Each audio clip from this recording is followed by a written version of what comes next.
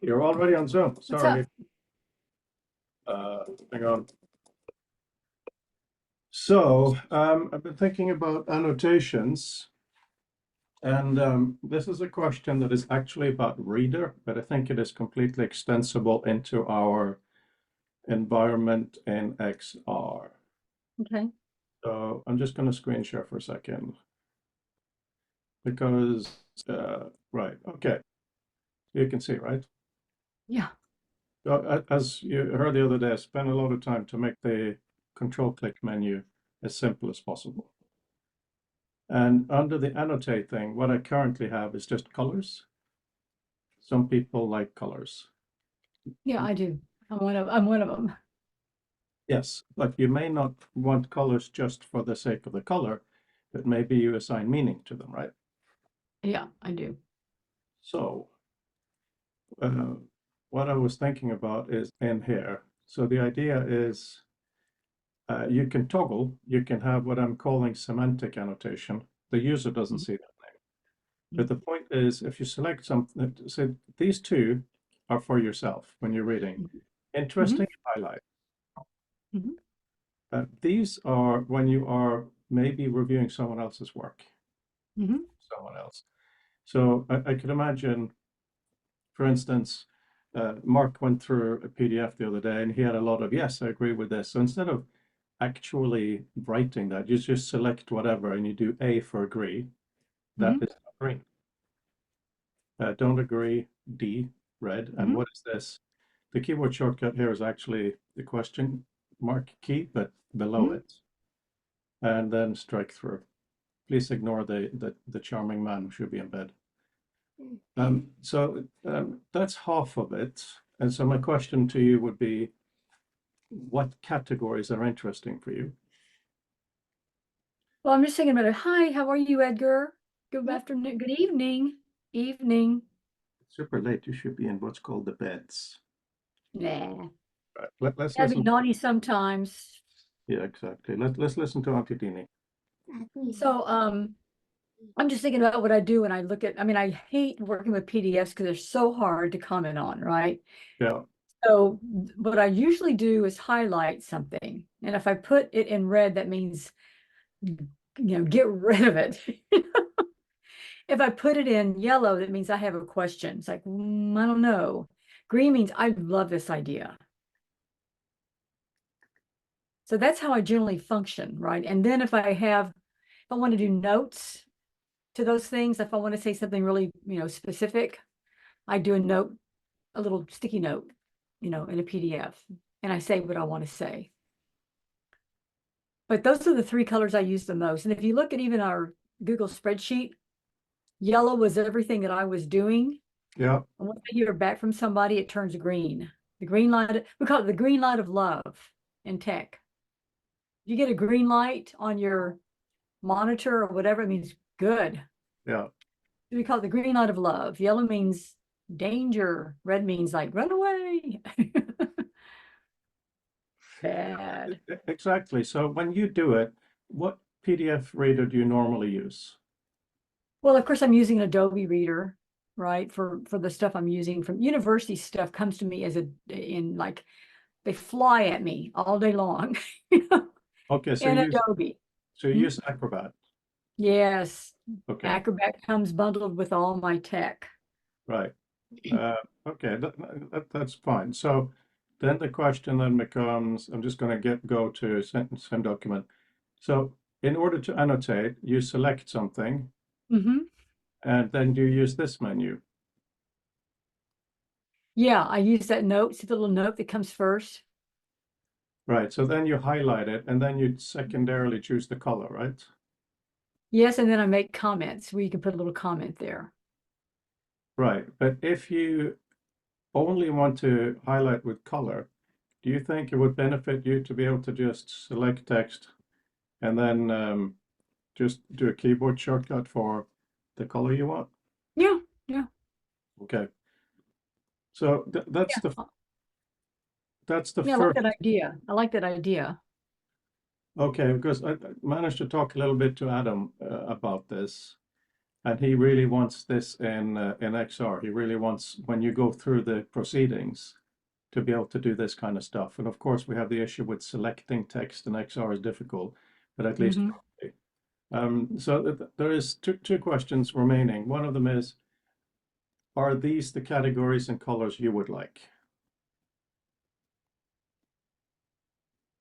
So agree is good. Don't agree is fine. And then what is this? You have orange. I would probably put yellow, but orange is fine.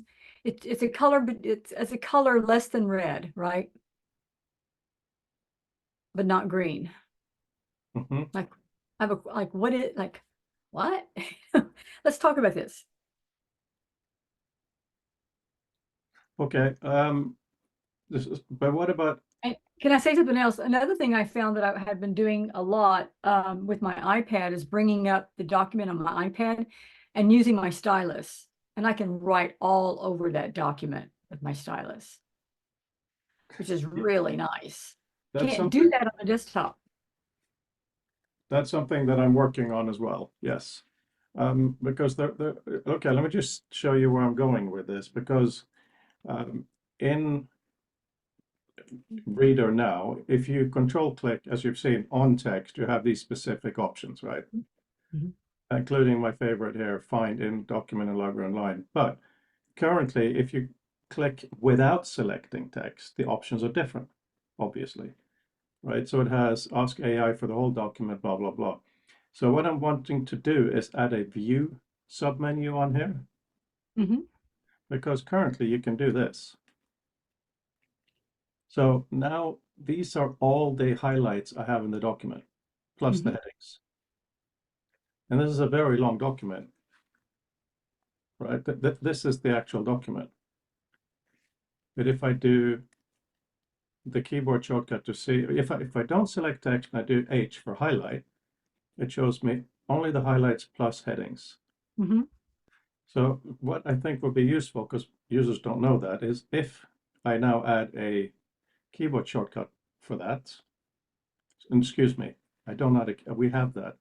I'm adding in the control click menu, when you don't select text, you can do view outline, or you have the same list of the annotations as you have here, but what it does now, it only shows you the annotations with that color. Well, that makes sense because if I'm thinking about grading papers, right? I mean, that's a big job. I get a paper, and just, from 30 students, and I'm going through it and highlighting it, and I'm highlighting things that are red. And then I can at the end, pull up all the red stuff. And these are the issues I have with your paper, right? That are problematic. Here are the things here are all the green things. Here's all the things I think are positive about your paper. Here are the yellow things or orange things. These are the things that I think we need to talk about more. We can categorize it in terms of even moving forward to a revision or to a tutoring session. That makes sense? Yeah, completely. So here is another color thing that doesn't make sense yet, but okay. So thank you for your time. No problem. But before you go, um, when you read for yourself, not reading a student paper, how many categories do you use? Is it just one or two, or? No, actually it's interesting you asked that question because I actually engage in a conversation with a text. That's how I was taught in graduate school, humanities, right? So I underline things, I put exclamation points, I write in the margins, I'll dog ear. If I dog ear at the top, that means I want to come back to that's where I am. That's where I left off. If I dog ear at the bottom, it means I want to save that page, that whole page. And then I go back once I'm through, I go back and take my notes, right? I'll go back through the text and then handwrite my notes. Now I want to say this, I don't think I'm ever going to move away from handwriting my notes because I have a photographic memory. And if I write something down one time, Frode, I don't forget it. And page numbers stick in my head. Oh yeah, that's great. That makes sense for your use case, 100%. That's But something I that, can't, it's not for other people, right? So, but I know a lot of my colleagues that are truly good truly good scholars. I mean, there are people that I know that never read, or they glance at things, right? And you could read their papers and see they're not really engaging with the text. But the ones I know, like Matt Kirschenbaum would be a good example, right? That we both know. I mean, he is careful scholar. Yeah. So he's someone I admire a lot. Stuart Malthrop is a careful scholar.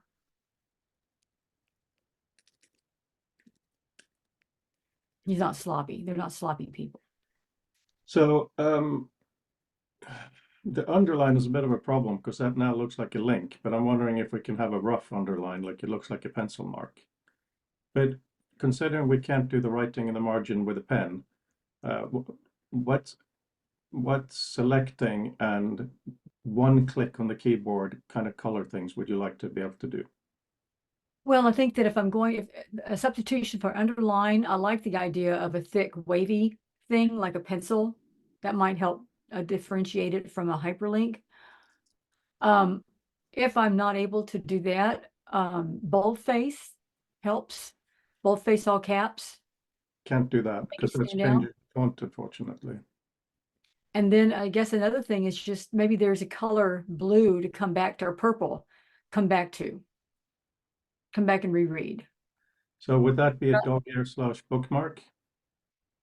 Yeah, that'd be the dog ear bottom bookmark. I'm trying to figure out which one I've read recently that I did that too. I could show you. So you would then, should the bookmark be on non-selected text? Yes, non-selected text. It's a page. Yeah.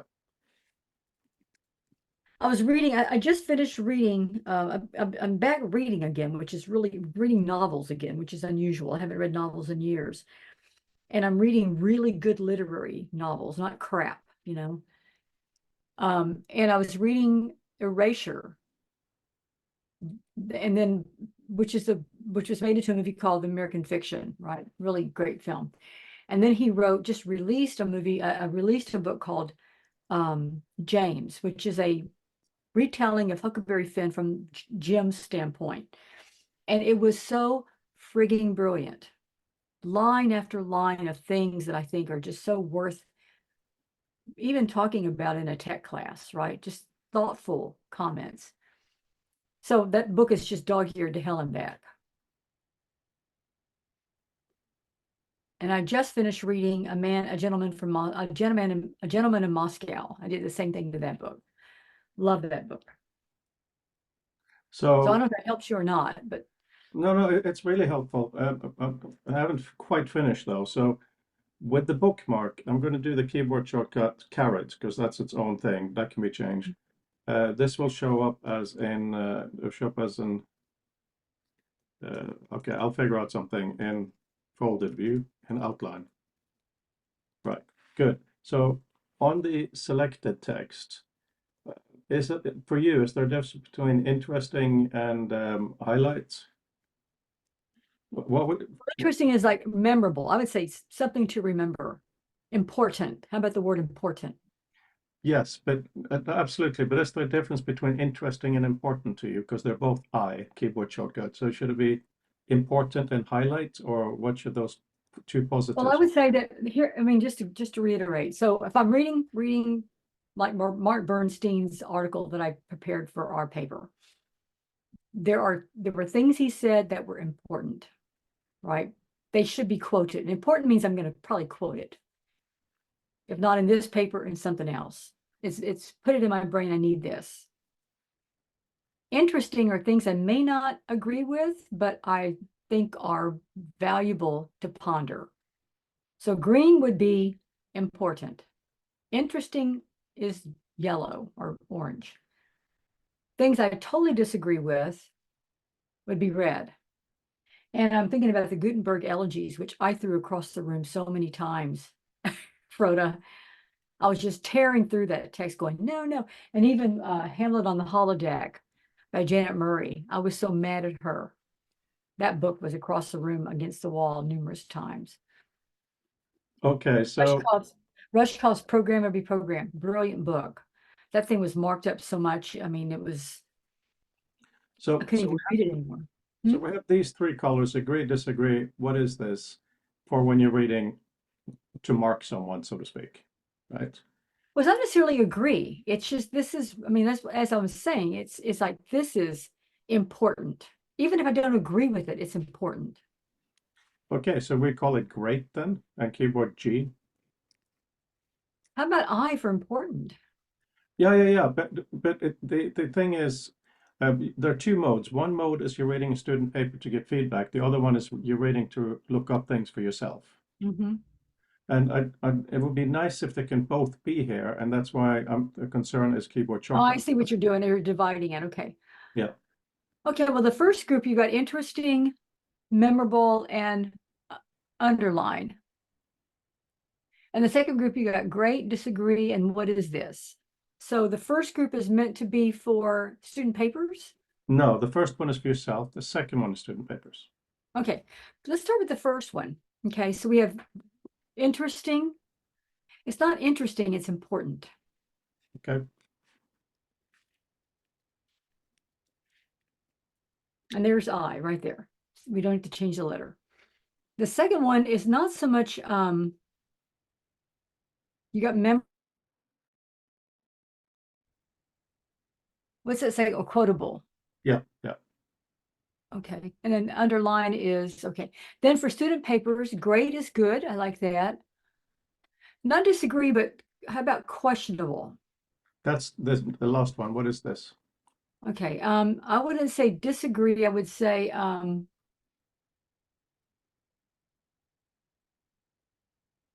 trying to think, I generally will, I mean, there's several things I'll say, like maybe the problem is there's no evidence. Maybe it's a question of just pure opinion, which is not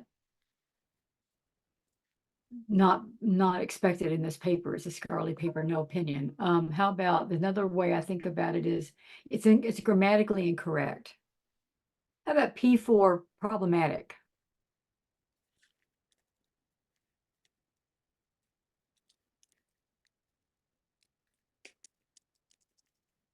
And that could be everything from like completely off base to did you even like look this up? Are you even in my class? Who are you? I like the disagree in a separate group then, and that would be like in our group, that Mark could very easily highlight something and just disagree, Yeah. right? So I think we should have great, but it should to agree. You don't need everything that isn't marked is you agree. So it's probably great, disagree, problematic, and what is this? Do you want one for Yeah. something like grammar? For grammar usage, I mean, it's grammar usage spelling. I call it Gus.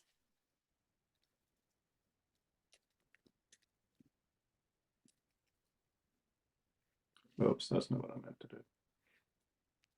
So language issue maybe? Yeah, language issues. That's a good point. That's a good way of saying it. I'm not sure what color to make that. Anyway, that's a bit secondary. So these ones are For grading. yeah. Grading or in your own community, you're writing a paper together and you want to be able to comment. Mm-hmm. Okay. I'll find color there. But Okay. if when you're reading for your own delectation, because I want this to be useful later on.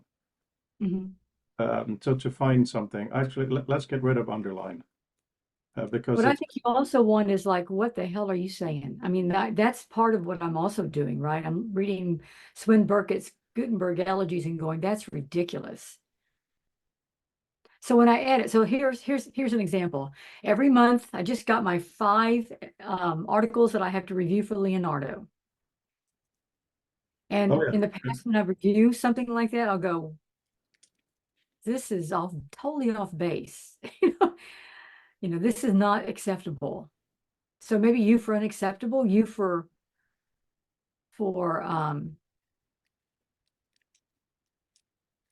no, no, and no. Uh, okay, we have to find a color for that.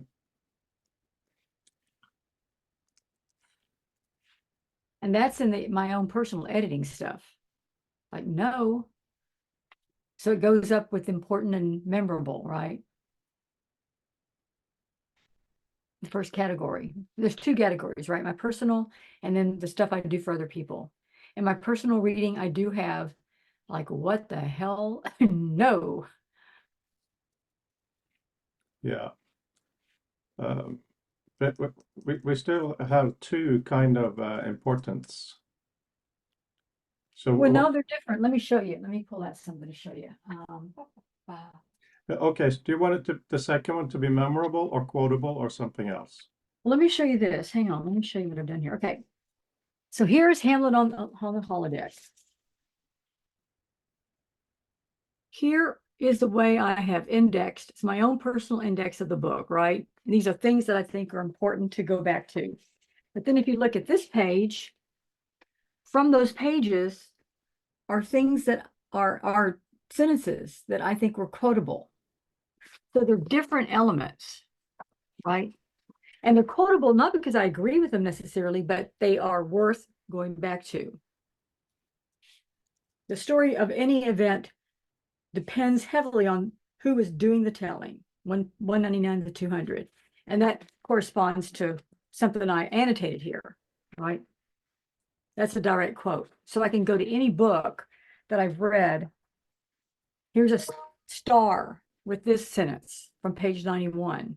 The most important difference between traditional and hypertextual writing may be that the trail forged by the writer of a traditional text is less apparent than that of a hypertextual author. So, and then if you go back and look at the pages, they're all like underlined and things like that. So there's a difference between those two elements. I may quote it, but I may not agree with it. I may not think it's important for moving my research forward. It's a fine difference. Okay, I'm extremely grateful for this because um, I'm the kind of student who cheats in the sense that I want to find a quote to back up my research sometimes. I know that's not the way it's supposed to be, but I think a student would like quotable for that usage as well. Mhm, Like, oh, I may quote this in the future. So mhm, when you then look for stuff, mhm, important, so how about important blue, quotable purple, unacceptable red, mhm, mhm, great green, disagree red, same red is unacceptable. mhm, mhm, Language issue, brown, problematic, orange, what is this? Yellow. mhm. Maybe we should have a Yeah. different, maybe a different color for unacceptable actually, because there should be listable. There aren't that many colors that we can differentiate. No, you can leave red the same as disagree. Do you really need unacceptable? Oh yeah. If Oh you're yeah. reading, if you're reading for yourself, can't you use disagree instead? I guess I could, yeah, and you just make them the same then. Like But there this? are times when people say things and I just, it's not, I mean, it's so egregious. It's But like, then you could do disagree and then write a note about why, right? yeah, and this is like super racist, it's Yeah, totally unacceptable. It's not that I disagree with it. It's just, it's not even worth spending time looking at. It's totally unacceptable. I didn't want to look at it. yeah. No, Guy that just delivered my wine. I just had wine delivered from California. And he said, what kind of wine is it? And I said, well, it's I mean, I collect, right? I love white burgundies. I said, Chablis. He goes, oh, that's what all the girls drink. I'm like, get off my porch. Get off my porch. This is expensive, good white burgundies from Chablis. yeah, no, exactly. Unacceptable. Yeah, I don't disagree with you. You're unacceptable. Get off my porch. John was standing there. I was being polite, friend of John. exactly. Eka, you're supposed to be in bed. Uh, so, kind of in closing on this, so yesterday I showed you guys if you do the Ask AI and it has already Mhm, done it, mhm. oh, now it shows the results instantly here because it's stored. It, Good. it That's also great. scrolls in the background. And today I spent a bit of time with Adam in the morning going through that. But more importantly, we went through your language yesterday. And we've looked at a few things. This is a mess, but I think it's really worth showing you really briefly. One of the Can you things, make that a tiny bit bigger? Can you make that a little bit bigger? Oh, that's much better. That's much better. so what I'm, The the Zoom makes it even smaller when we work with it. Okay. yeah, no, it really does. So I'm trying to write just for fun a spoken script that when you put the headset on, a voice would speak to you, right? Mm-hmm. We may or may not implement, but it's to help make sure it really communicates to a new person. Mm-hmm. Mm-hmm. We need to think of some name for this. Currently, I think maybe augment is nice, but that's just a suggestion. But it should be Mm-hmm. called whatever thing, right? Yeah. So here's the thing. In the library is the outer thing. We have Right. collections in the library. Yes. Perfect. That's like a museum collection, a Yeah, library collection. exactly. These can include an inbox collection, which is anything you haven't read yet. It can include manually created collections, include even subscribed. I could subscribe to your collection if you Mhm. offer it. So we tell the user to go read the hypertext proceedings. And what we called it today, which was kind of a fun thing, we call it, when you're looking at a document, we call it a reading room. Right? So it doesn't get rid of anything else. And the notion here is you take, literally built on being in a library, where you take something off the shelf and then you go to a reading room. Mhm. Everything can still be in the background. That's, very much for discussion. So the intermediary point of proceedings is really important here because the idea where we kind of got stuck in what we call the map view, um, which we can use the word even though we know it doesn't mean a map, right? Is that whether you're in the library looking at proceedings or a single document or several documents, having keywords or whatever floating in space that you can interact with to understand what's in the documents should be the same, right? So let's say you have a George Washington somewhere. That George Washington, if you want to, can be in your library, could be in your proceedings, and when you're reading a single document. So that's what we're thinking of calling a layout, or I think maybe even better to use Andrew's language of calling that a workspace. Yeah, I like workspace because I think it follows. I also like, I mean, I like the other one better, but I think workspace works really well. And that is because it follows a notion of what we say in the Sloan grant, that we're developing work processes, right? So it kind of follows along. And we just heard from Doug Rushkoff. Oh, what He is said, there? Frode of Liquid, man, that was a while ago. And Dene, I speak of you in your program often, an example of how things should be done. Inspire leadership, feature of text, I wonder. Sounds like an interesting topic. My main obstacles are time and money. I'm guessing it's an academic thing. We pay our own way. You know who would love to come is Bob Stein. Of course, I'm writing back and telling Bob's invited.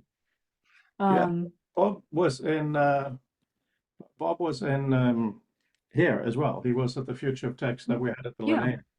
I'll write him Bob, back. I'm glad to hear back from Doug. I'd love to come up with some money for Doug,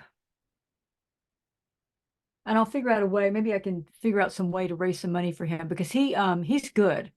yeah, he is. He's, he's He's engaged. When he comes, he's engaged. He doesn't do what you remember what that guy in London, Brookman, Let's who, not, in case we put this online, let's not mention any names negatively. But I do agree there is a huge range of people being there or not. Douglas Rushkoff has been a supporter of my work for at least 15 years, but now yeah. finally there's something you and I are doing for real. So yeah, Well, no, he came to see my program and was here for, I raised like $30,000 and brought him here for a big event. And it was called Next Chapter. I had like money from Comcast. I mean, it was just an incredible event. He spoke at different events and was involved with the students. And I mean, he was really engaged and the students loved him. yeah, It and was he a also, citywide reading. It was a citywide reading event where I had leaders in the city, the library, everybody's reading program or not program or be programmed. And so it was a big deal. And, and I liked him a lot. one of the great things about Doug Rushkoff is his commentary on capitalism. I Oh have yeah. uh, I had a coffee with a certain friend of mine today who works for a certain publication that you know about, who was kind of on the other side of that dialogue, who I don't believe is a huge fan, but that's great. We need both sides of these things Who's the other guy? Yeah, let's start over again. So you were talking about the The long fantasizing about term. using the Yeah, system. I'm imagining in about a year and a half, at the very end of this, when we're finally done, right? And we're looking at what we're doing maybe even doing a walkthrough for somebody. Headset goes on. They enter into the environment, and it's the virtual environment. It's a free space. It looks kind of empty. There's a menu though. And the menu, the first thing they're asked is choose your workspace. And maybe there's 3 images. What they mean by that. One looks like a traditional library space, workspace, like a office. One looks like what I like, which is a minimalist experience. And maybe something is like, I don't know, Hawaii, a mountaintop. And they choose their workspace. And then all of a sudden the workspace loads. And when that loads, and the libraries then load, right? And you have a collection of a series of collections. And the collection you choose, when it becomes expressed in that workspace, it matches the workspace. So if I've chosen a traditional office space, then when I choose my library from the collections, it's going to express itself like a bookcase behind me, right? If I choose the minimalist thing, it's going to look like what Andrew's already built for me, which I really like, right? Then there's the library in front of me, and there's all the list of works, right? In the list, in the way I want them to look.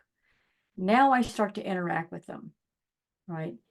And so now I get to do things that, I want a menu. This is what can I do with what interactions do I have with this library?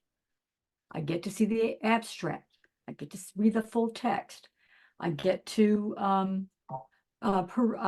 connect this work to other authors with the same name. All right, all these things that we're talking about yesterday. I choose one of those, right? And those elements are called, those things are called elements, interactable elements.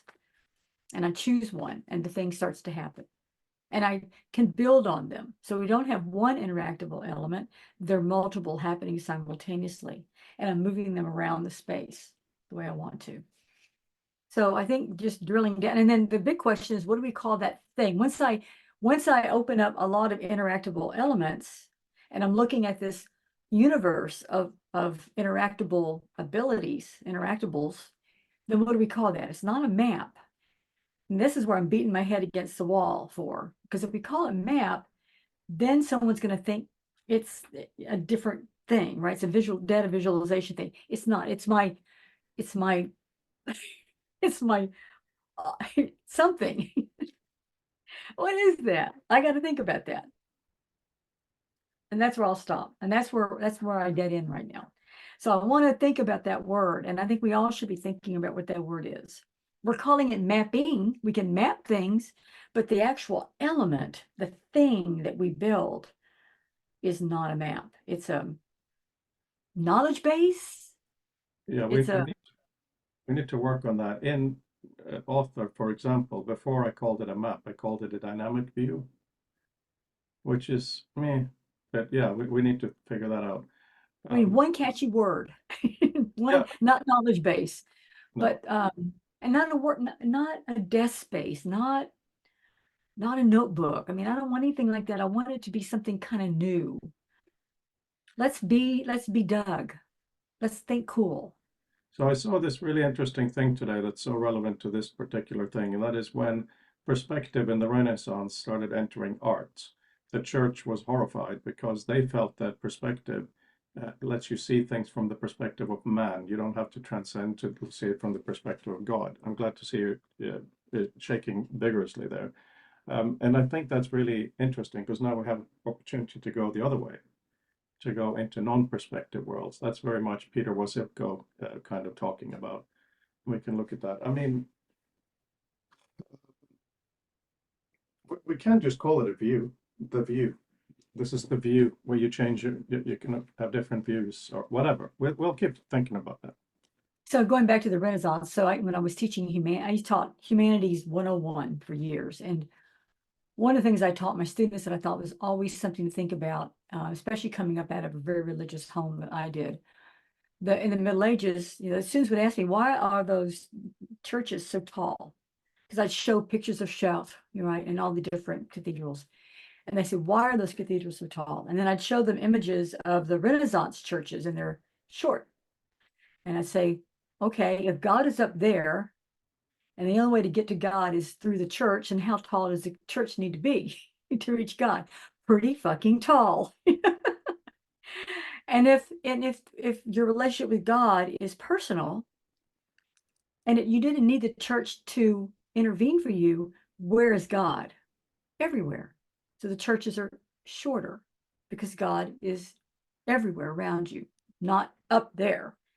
And that just blew their minds, right? That's It totally blew their minds. that's really, really interesting. It is interesting. And Well, I think that explains a lot of things about skyscrapers. it does. I mean, just as a brief aside on God, Edgar goes to religious school, and we're okay with that, provided we can discuss it. But we've taken one quote from the Pope: "God is love." So whenever there's questions of what God is, it's not some, man with a beard in the sky. God is literally love, and He is wherever love is. That has to be the family definition. Okay, so One more thing I'll say along those lines, one of the reasons why I think Christians the ultra Christians are very unhappy about the gender issues. They don't like the they. It's because they don't want God to be a they. We've been struggling for the longest time what to call God. Feminists especially are very concerned about what to call God, because God's not a he and God's not a she and God's not an it. God is something else. And the word they just makes it so much easier. But it also emasculates the Christian God that has always been the image that is on the Sistine Chapel. The white guy with the white hair and the white robe with a finger pointing it at him. That's my favorite one. I'm sticking to it. yeah, no, I like the reading room, by the way. So did you know that with my lab, with that extra space I got, I moved all my archives into that extra space, and now I have a reading room. So that L room that we were in, that's strictly reading room now. That's strictly where we have our meetings and we have our discussions. Any kind of when I'm laying out this exhibition, that's downstairs in Greg's makerspace. And then all the archiving work is in the archiving room. And then the sound and video work we're doing is in the sound and video studio. So I now have this spaciousness to work in, which has always been a bugaboo for me. I need space. the notion of space also here. I mean, I go through like 3 different coffee shops a day if I don't have to be in Southampton. Just the different space, oh, I have this kind of problem. Okay, I'll go there. So yeah, absolutely, that's important to have a variety. Okay, I might as well post this discussion. It was useful. We went into notions of annotation. We went into language of what we're building. Now, on Monday morning, we're having the European meeting just to see what that is. We don't even know what it is yet, but I expect it'll be a lot of not Brandel, Fabienne and Adam talking about, how they're looking at it. And I'm going to present them with the language that we looked at today. If that sticks with them, we made a huge step forward, and it'll be recorded. I think it'll only be an hour, and then we'll meet in the evening anyway. So Yeah, so I can't be in Europe for your Europe party, but there's just no way I can fly to London and then get to Victoria and be bright-eyed, bushy-tailed for a week of showing art. the I would whole have John said you should go, and I said I can't. no, The jet lag will kill me. you absolutely shouldn't go, because we should have many of these. One shouldn't be special, right? So Andrea, our VR lady, she wanted to come, but she couldn't come. Then she wants to come later in the month. Maybe we'll try it again. So we'll all talk If you do it in about. July, I probably can come. If you do something in July, I can pop over for a couple of days. Yeah. But what I can't do is pop over a couple of days and then pop over to Victoria. No, For a week. exactly. But I like the fact that this one is just the future of tech social. There's no agenda. If we get serious, I'm going to take the 360 camera on a tripod, stick it in the corner, and just record whatever the heck is going on. You That's know, good. but generally it'll just be maybe drinking some alcohol, maybe chatting. These people haven't met, you know, Yeah. and it's a lovely thing. So we'll just have many more, not just once a year and formal. That sounds good. And I'm really happy to get that article turned in. So that's done. So that's been done, and I'm good to put that behind me now, which is great. And I thought that the image was good. Yeah, it captured everything we needed. It's completely not representative of our current thinking, but who cares? We've been there. We may go back to it, so it's fine. Who knows? But at least it shows the hypertextual and it shows like VR. I just got a Okay. reply from Ted Nelson, by the way, on the when I sent an email to all my expert interviewees saying I got my PhD now. So thank you. So it's nice to see Did you them. invite him to come out to California? I think he's 81 now and doesn't travel very much. I should absolutely do that You should actually. ask him though. I mean, he may want to buzz out and go to Silicon Valley while he's here. I mean, he would definitely It's in kind of take November, over right? the space. His ego is so big. Yeah. So, So you're recording that. Oh my God, don't. no, but it's true. His ego is big. I love him dearly. He's lived with me. He's somebody I absolutely respect. But yeah, no, he does have a big ego. He does, but he deserves it. I mean, I'm going to say this, turning 70 this summer, What? yeah, Really? turning 70 in August. Wow. Okay. I'm excited. I mean, I love it. But what's nice is that the older you get, the less stuff you put up with. It's just so much fun. I had a friend ask me the other day, she said, what's going to happen after 70? And I went, oh, don't even ask. I'm already a terror. Anyway, okay, well, listen, I'm going to respond now to Doug. It'd be good to reconnect with him. And but and then I have Richard Holton in town tonight. He just arrived in Vancouver at the Briar Rose. So I'm having dinner with he and his wife tonight and hanging out with them a little bit. So it's great. And Dina's gone. Dina took off today. Okay. But I'll So respond to Doug, and then you can respond to him after I'm done. I'm just, yeah, yeah, I'll do it after I see you reply to Rushkoff. I'll do that. So I'm just sending a very casual, friendly email to Ted. So I'm just saying I'm co-hosting the next Future Text in November. He was at the very first one and quite a few others in Washington State. Link, any chance you come up for the weekend, we would love to, we would love for you to be there. You know, we could make him the keynote speaker or something. Well, I think Vince Cerf should be keynote too. I think we should don't call them keynotes, call them headliners.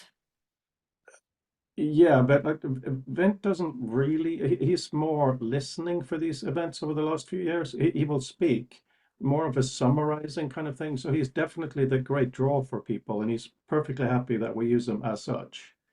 And that's But why they have headliner works, because they don't, it's not necessarily they speak. They're there to grab for people to gravitate to. headliners is also what they call strippers. Oh, I like that. I would not know this. That's not in my vocabulary, and I don't think there's a lot of people that I know would know that, I'll except say you. that. So Ted, would you like to be the stripper for the weekend? Yeah, I'll write that. On Okay, all that right. note, You have a probably would. wonderful, no comment. Have a wonderful weekend, and you better invite me to your birthday party, whenever that's going to be. Yeah, I don't know what I'm doing yet. We'll find out. All right, talk to you later. Do Bye. something, do something crazy in Europe. Bye. All right, bye.